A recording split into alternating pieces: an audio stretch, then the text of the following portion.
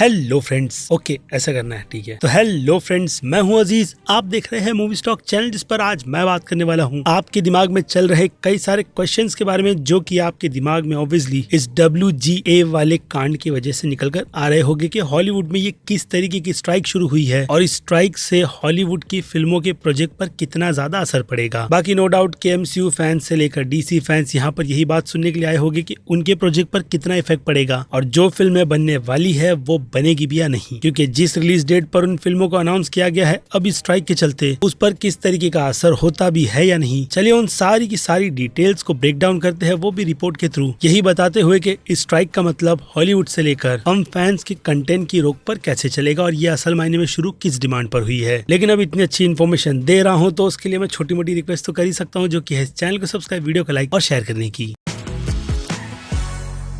So friends, तो WGA अगर इस नाम के फुल फॉर्म को आपके सामने रखा जाए तो ये होता है राइटर गिल्ड्स ऑफ अमेरिका। यानी क्लियरली इससे ये बात पूरी तरीके से आपके दिमाग में साफ हो जाती है, यानी कि आपकी सब जगह से साफ हो जाती है कि ये स्ट्राइक राइटर्स की तरफ से की जा रही है, जिन्हें हॉलीवुड में बिल्कुल भी रिस्पेक्ट नहीं दी जा रही। लेकिन अगर देखा जाए तो बॉलीवुड में उसकी हालत बहुत बुरी है, जहाँ पर राइटर्स को राइटिंग के नाम पर कितना क्रेडिट दिया जाता है और क्या पैसे दिए जाते हैं उस पर तो एक अलग डेडिकेटेड वीडियो बन सकती है। लेकिन फिलहाल तो बात चल रही है हॉलीवुड की। तो जो कंडीशन और अच्छे अच्छे राइटर्स अपने अच्छे कंटेंट लिख करके हॉलीवुड की फिल्मों को देते हैं, यानी कि प्रोड्यूसर्स को देते हैं, तो ये लड़ाई डायरेक्टली उन राइटर्स की सीधे प्रोड्यूसर्स से चल रही है, कुछ शर्तों के साथ या फिर कई सारी शर्तों के साथ, जिनमें से मुझे जो इंटरेस्टिंग लगती है और आपको भी, मैं उसी को इस वीडियो में कवर कर आपके सारे के सारे डाउट्स को ही क्लियर कर दूंगा। जिसमें ऑब्वियसली सबसे बड़ी डिमांड होती है पैसे की। तो यहाँ पर राइटर्स की तरफ से साल का 429 मिलियन का आंकड़ा दिया गया है, यानी राइटर गिल्ड वालों को इतने पैसे दे दो प्रोड्यूसर्स की तरफ से, वो लोग अपना मुंह बंद कर लेंगे, क्योंकि उनकी इस पूरी के पूरी फेडरेशन में आई थिंक 10 से 11 हजार राइटर पूरी तरीके से सपोर्ट में है, जो डेफिनेटली कोई छोटा मोटा नंबर नहीं होता है। और अगर उसे परसेंटेज के हिसाब से देखा जाए तो हॉलीवुड में ये सारे के सारे राइटर्स या फिर कहूँ काफी टैलेंटेड राइटर्स यहीं से आते हैं, जिनकी इस स्ट्राइक से राइटर पर आई थिंक 98% का इफेक्ट पड़ेगा और ज्यादातर तो इफेक्ट टीवी शोज पर पड़ेगा, जो कि लाइव वहां पर एयर किए जाते हैं डे बाय डे की बेसिस पर। इसलिए वहां के कई बड़े बड़े शोज फिलहाल तो डिलेस के साथ साथ फिर से दोबारा पुराने एपिसोड दिखाए जा रहे हैं, ताकि उनके शो की जगह को भरकर फिलहाल के लिए तो इस मैटर से निपटा जाए। क्योंकि राइटर्स की ज्यादा जरूरत वैसे ही शोज में होती है जो डेली बेसिस पर उन्हें राइटिंग लिख कर देते हैं, लेकिन उन्हें उतना पैसा नहीं मिलता जो डिमांड उनकी तरफ से साल का बहुत ज्यादा किया गया है। और गेस व्हाट, प्रोड्यूसर ने इसे काउंटर करने के लिए कितना बड़ा ऑफर दिया है, तो मैं आपको बता दूं वो ऑफर 80 से 90 मिलियन का है। जी हाँ, बस इतना ही नंबर प्रोड्यूसर्स की तरफ से प्रोवाइड किया गया है कि इतना पैसा लेकर राइटर गिल्ड वाले अपना मुंह बंद कर ले, जिसके साल भर में वो लोग इसी से एडजस्ट करे, जो कि डेफिनेटली गलत है। क्योंकि राइटर के हिसाब से अगर देखा जाए तो जैसी उन लोगों की हॉलीवुड में राइटिंग है अच्छे कंटेंट को लेकर, उससे तो उन्हें अच्छे पैसे ही मिलने चाहिए, जो कि उन्हें अब नहीं मिल रहे। और यहाँ पर उस पर खुलकर भी बात की जा रही है कि एक्टर्स के नाम पर वो पैसे कभी चले जाते हैं तो कभी फिल्म के ओवर बजट के हिसाब से, जिसमें असल मायने में उस यूनिवर्स को उन्हीं लोगों ने लिखा हुआ होता है, जिसका उन्हें पे चेक प्रॉपर तरीके से नहीं मिलता। इतना कि अवार्ड लेने के टाइम पर भी अच्छे से अच्छे राइटर्स लोगों के पास घर के रेंट देने तक के पैसे नहीं थे। और ऐसे में कई बड़े बड़े राइटर्स का नाम भी निकल कर आया है जो मेरे सर के ऊपर से जाता है। इसलिए उन्हें छोड़ करके इनकी और डिमांड की बात की जाए तो अब शो को लेकर राइटर गिल्ड वालों की डिमांड है कि वो लोग उस शो में 4-5 राइटर नहीं बल्कि 12 से 6 राइटर्स रखे, ताकि उन पे राइटिंग का स्ट्रेच बिल्कुल भी ना आए, जो कि ऑब्वियसली राइटर गिल्ड वाले ही प्रोवाइड करेंगे, क्योंकि इस पूरी कम्युनिटी के वही लोग देखते हैं और उन्हीं के अंडर ये सारे के सारे राइटर से कॉन्ट्रैक्ट के जरिए आते हैं। यानी ज्यादा राइटर, अच्छा शो, अच्छी वर्ल्ड बिल्डिंग, जो कि आज की तारीख में शोज को चाहिए। ऐसे में अगर आपको याद नहीं है तो इसके पहले भी ये स्ट्राइक हुई थी, जिसका असर हॉलीवुड में बजट के हिसाब से यानी पैसे के हिसाब से तो काफी बड़े लॉस का था। और इस टाइम पर हॉलीवुड के प्रोड्यूसर्स ने अपनी पुरानी से पुरानी फिल्मों की स्क्रिप्ट को निकालकर ड्रैगन बॉल जी जैसी बेकार फिल्म बनाई थी। और फिर I think mad max film के डायरेक्टर जॉर्ज मिलर की फिल्म जो जस्टिस लीग भी बनने वाली थी, वो इसी के चलते कैंसिल भी हुई थी। और द वुल्वरीन फिल्म के बेकार से डायलॉग राइटर के ना होने की वजह से आपके सामने उस फिल्म के दौरान प्रेजेंट कर दिए गए थे। तो हो सकता है कि ऐसा ही कुछ अगर अब चले तो फैंस को बेन 10 जैसी फिल्म देखने के लिए मिल जाएगी। मजाक कर रहा हूँ। जिससे हटकर अगर बात की जाए यानी सीधे सीधे टॉपिक पर, तो पहले ये स्ट्राइक 90 दिनों के लिए चली थी, यानी पूरे 3 महीना, जिसे शुरू ना करने के पीछे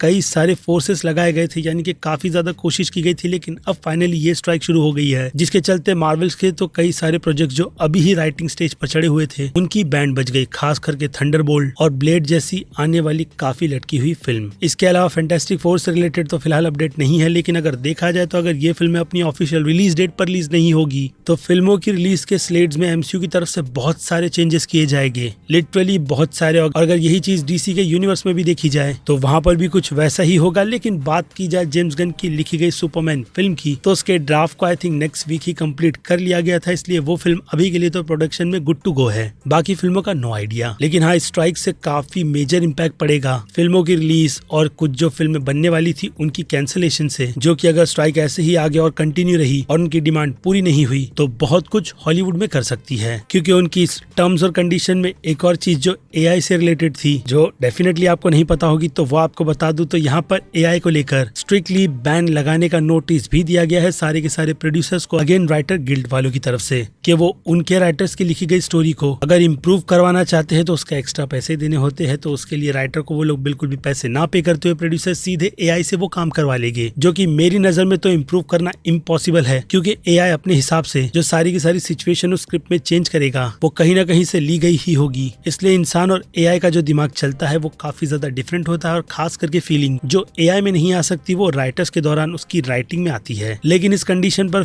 फिलहाल तो प्रोड्यूसर्स ने पूरी तरीके से अपनी ना के स्टैम्प को लगाकर अभी के लिए तो इस चीजों को पूरी तरीके से इग्नोर किया है, यानी एआई वाले पार्ट की ये बात, क्योंकि इनके अकॉर्डिंग एआई फ्यूचर है, जिस पर रूसो ब्रदर्स ने भी अच्छी खासी बात की और हमने भी की थी अपने स्कूपकास्ट के पॉडकास्ट पर, कि कैसे फ्यूचर में रूसो ब्रदर्स के अकॉर्डिंग एआई पूरी की पूरी फिल्म बनाकर दे देगा, जो कि अब भी बन रही है, लेकिन लिटरली बहुत घटिया, जो छोटी स्क्रीन पर देखने के लिए तो ठीक ठाक लगती है, लेकिन बड़ी स्क्रीन पर वो चीजें वर्क नहीं करेगी। इसके अलावा एआई जो चीजें जनरेट करता है वो आर्टिस्ट की ही मेहनत होती है बनाई गई, जिसे वो स्टील कर अपने इमेजिनेशन में ऐड करता है और हमें प्रेजेंट करता है। खैर वो बात की बात है, यानी कि वो एक फ्यूचर है, अभी के लिए तो आ जाए इस स्ट्राइक पर। तो इसका मेन रीजन है स्ट्रीमिंग प्लेटफॉर्म, जिसमें अगर देखा जाए तो शोज जो टीवी पर टेलीकास्ट होते हैं उनके टेलीकास्ट होने के बाद एड्स जो चलते हैं उसके रेवेन्यू के हिसाब से राइटर्स को पे किया जाता है, और इसी के लिए स्ट्राइक ये पहले भी हुई थी, जिसके बाद जाकर ये लॉ बना दिया गया कि राइटर्स को शो के हिसाब से कैसे पे करना चाहिए। और अब राइटर्स जो स्ट्रीमिंग प्लेटफॉर्म पर भी लगाम लगाना चाहते हैं तो वहाँ पर किसी भी तरीके की रिस्ट्रिक्शन नहीं है, खास करके उनके व्यूज की पॉलिसी को लेकर, जो नेटफ्लिक्स के पूरे के पूरे ओटीटी प्लेटफॉर्म वाले बिल्कुल भी नहीं बताते कि कौन सी फिल्म उनके प्लेटफॉर्म पर कितनी बड़ी ब्लॉकबस्टर हिट हुई है, क्योंकि उनकी तरफ से जो आंकड़ा दिया जाता है उन्हीं पर हमें बिलीव करते हुए फिल्मों को हिट की कैटेगरी में डालना पड़ता है, और ऐसे में उनका प्रॉफिट उससे कितना जनरेट हो रहा है कितना नहीं उसका आगे नो रिकॉर्ड है। और यही चीज राइटर्स गिल्ड वालों को बिल्कुल भी पसंद नहीं आ रही, क्योंकि उनके राइटिंग का क्रेडिट का जो गलत इस्तेमाल किया जा रहा है स्ट्रीमिंग प्लेटफॉर्म पर उनके कंटेंट को रखकर, तो अगर उसकी रीवॉचेबिलिटी भी वो लोग अपने सब्सक्राइबर की तरफ से करवा रहे हैं तो उसका पता अगेन नहीं चलता है। ऐसे में जैसे कि मैंने आपको कहा कि जब शो या फिर कोई भी फिल्म टेलीविजन पर प्रीमियर की जाती है तो उसके हिसाब से उन्हें भी प्रॉफिट दिया जाता है, यानी कि राइटर्स को, अगेन इसमें राइटर गिल्ड वाले आते हैं। तो वैसा ही रूल स्ट्रीमिंग प्लेटफॉर्म के लिए भी लगाने के लिए ये स्ट्राइक असल मायने में चल रही है, जिस पर प्रोड्यूसर वाले अड़कर अपना प्रॉफिट किसी भी तरीके का उनके साथ में शेयर नहीं करना चाहते, जो डेफिनेटली सच में बहुत नहीं बल्कि काफी बड़ा मुद्दा है। और इसे सॉल्व होने के लिए कितना टाइम लगेगा कितना नहीं वो तो मुझे नहीं पता, लेकिन जो कुछ भी बिहाइंड द सीन ये चल रहा है ये वो उसकी सारी की सारी डिटेल्स है जो मैंने आपको प्रोवाइड की है। यानी कि आने वाला खतरा हॉलीवुड में फिल्मों के कंटेंट को लेकर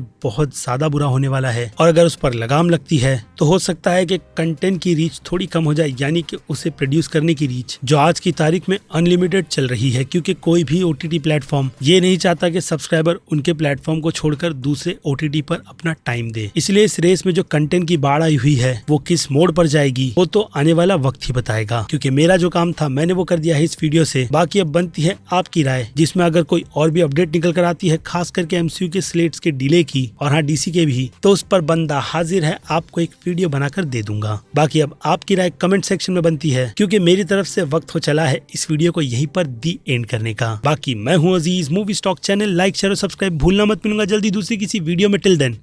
बाय।